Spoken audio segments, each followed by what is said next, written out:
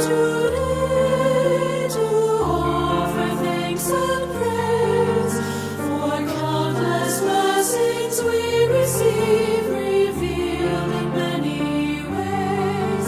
For loving care that never ends, for wonders new and old, for knowing God is always near to see our lives unfold.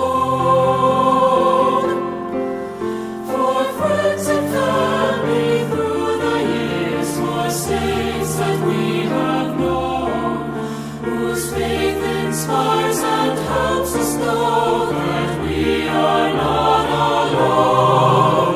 Our gratitude is far beyond what we can do or say.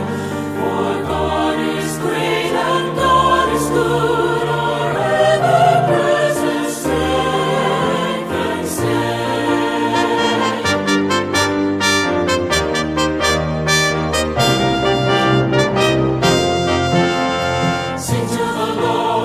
Sing to the Lord,